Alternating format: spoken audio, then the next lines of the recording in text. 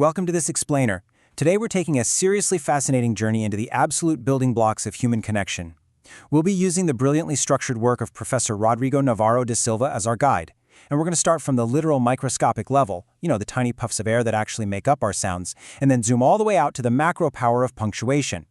Whether you're actively learning Portuguese or you're just kind of fascinated by the mechanics of language, it's just incredibly exciting to uncover how this all works together.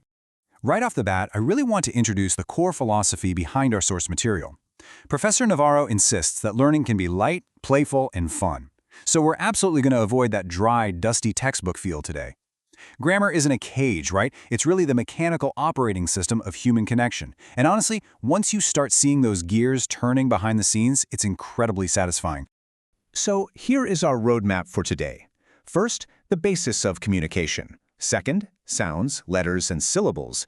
Third, the universe of words. Fourth, sentence structure. And finally, the immense power of punctuation. Okay, let's dive right into our first section, the basis of communication. 260 million. It turns out language is definitely not just a rigid set of rules that some isolated academics invented just to torture students. It's a shared social convention. The Portuguese language is the official system of connection for over 260 million speakers spread across 9 different countries. So when we study grammar, we are actually studying the agreed-upon code that allows all of those millions of minds to share ideas, tell stories, and basically just understand each other perfectly. Let's move right into Section 2, Sounds, Letters, and Syllables. This is where we zoom all the way into the microscopic level, the actual air we push through our mouths. This brilliantly illustrates one of the biggest points of confusion for anyone looking at language. There is a massive, fundamental difference between a phoneme, which is the sound itself, and a letter, which is literally just a drawing of that sound. Take the Portuguese word taxa, which means fee or rate. In writing, we use 4 letters, T, A, X, A. But phonetically, your mouth is making 4 distinct sounds, t, a sh sound, and So the written letters and the spoken sounds, well, they're 2 totally different realms. So how do those sounds and letters group into syllables? Basically, a syllable is just a burst of voice. And in Portuguese, every single syllable has to have a vowel at its core. But when we go to write them down, things get a little tricky. Take the double R in the word caro. It makes one single sound, it's a digraph, but the rules say we actually have to split those written letters apart, car-ro. Or take vowels in what's called a hiato. That's where 2 strong vowels sit right next to each other, but they actually belong to different voice bursts. Like the word for health, saúde, which splits perfectly into sa-udi. Which brings us to Section 3, the universe of words. Now that we've got syllables, let's zoom out to full words. If you think of language as a massive theater production, let's look at the cast of characters. The nouns, or substantivos, those are the absolute stars of the show. They're the people, the places, the things, like menino or Brazil. The verbs, that's the action. That's what our stars are actually doing, like correr or amar. Then we have the adjectives. Think of them as the costumes. They give color and texture to our stars, like bonito or brasileiro. And finally, you have prepositions and conjunctions. These are the stagehands, words like de, com, or mas. You honestly barely notice them, but they connect the entire stage and make the play run. Now, what's really interesting here is how pronouns function as the ultimate understudies. And we can easily tell the difference between their specific roles. A noun pronoun, it completely replaces the main character. So instead of saying, João is handsome, you just swap him out entirely. Ele é bonito. He is handsome. But an adjective pronoun just stands right next to the star and accompanies it, like meu livro, my book.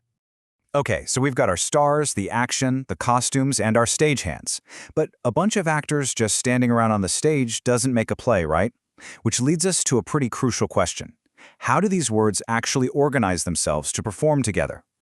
And that brings us to Section 4, Sentence Structure. This is the macro level. This is where our cast of characters forms a complete, coherent scene through a subject and a predicate. Now, trying to find the subject of a sentence can sometimes feel a bit like a guessing game. But the source material gives us this incredibly satisfying, foolproof logic tool. Step 1, hunt down the verb. Step 2, literally interrogate the verb. Ask it quem, who did this, or o quê, what did this? The answer the verb gives you is exactly your subject. It's basically linguistic detective work, and it works every time. So once you have your subject and your verb, you usually need an object to complete the action. But some action verbs are kind of needy. They can't reach their object directly. We call them indirect transitive verbs. They need a bridge, specifically a mandatory preposition. For example, in Portuguese, you can't just say I like chocolate directly. The verb gostar demands a bridge. You have to say gosto de chocolate, I like of chocolate. Without that tiny little stagehand preposition, the whole sentence just falls apart. So the crucial point here is knowing exactly how details attach to your sentences. An ad-nominal adjunct is a detail that is tightly woven right into the fabric of the sentence. If you say, the dedicated student passed, the word dedicated is locked in. But an aposto, that's an extra, completely detached explanation. It's almost like a side note whispered to the audience, usually set off by commas, like, Brasilia, the capital of Brazil, is planned. That middle part is your aposto. You could lift it right out of the sentence, and the sentence survives perfectly fine. All right, we've zoomed out from sounds to words to sentences. Let's hit our final section, the power of punctuation. If nouns and verbs are our actors, punctuation is absolutely the director. The comma is, without a doubt, the most misunderstood little mark in writing. It has very specific jobs. It separates a direct call to someone, it separates an apostrophe, like we just talked about, or it separates items in a list. But Professor Navarro emphatically points out the absolute golden, unbreakable rule of commas. It is completely illegal to separate a subject from its verb. You would literally never put a comma between the actor and their main action. Now you might be wondering, okay, sure, rules, but does it actually matter? Can a tiny little ink smudge on a piece of paper actually change reality?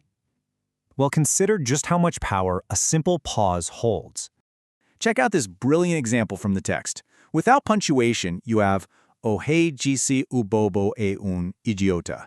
The king said the fool is an idiot. In this case, the king is clearly insulting the fool. Now, simply add two little commas to create an aposto. O rei disse o bobo é idiota. The king said the fool is an idiot. Just by adding two pauses, you completely flip who is calling who an idiot.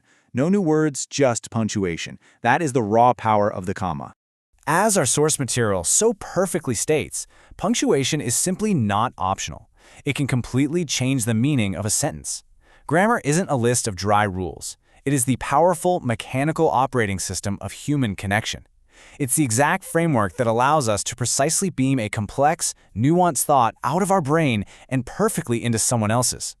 From the tiny, vibrating puffs of air that make phonemes, to the star actors and invisible stagehands of our vocabulary, all the way to the director's cut of punctuation, you can now see the matrix behind the language. So my final question to you is this: how are you going to use these powerful building blocks to shape your own universe of words today?